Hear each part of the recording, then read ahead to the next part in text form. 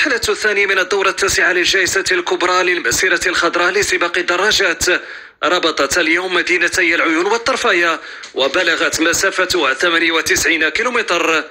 مع أولى كيلومترات السباق بدأت أجواء المنافسة القوية الشادة بين الدراجين في مقدمتهم عناصر المنتخب الوطني والمنتخب الإماراتي والفريق الألماني.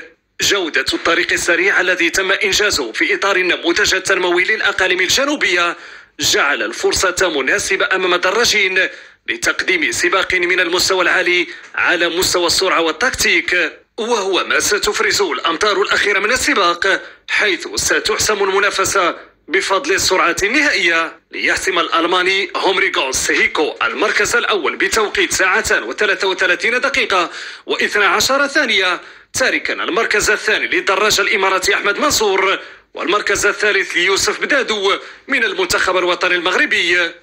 السباق كان ممتازا بالرغم من صعوبة الرياح الجانبية. وجدت منافسة قوية مع الدراجين المغاربة والدراج الإماراتي وحسمت السباق بفضل السرعة النهائية.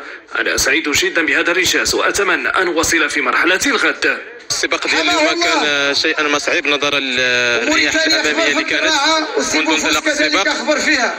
قدرنا اننا نسيطر على السباق منذ البدايه، لكن في اخر السباق ما حلفناش الحظ. حفل استقبال وتتويج كان على شرف المتسابقين بمدينه الطرفايه التي تزينت شوارعها احتفالا بالذكرى 47 للمسيره الخضراء، وتفاعلت كل مكوناتها مع هذا العرس الرياضي الذي سيتواصل غدا بإجراء المرحلة الحاسمة التي ستربط مدينتي العيون بالمرسى في مدار مغلق ستبلغ مسافته 116 كيلومتر.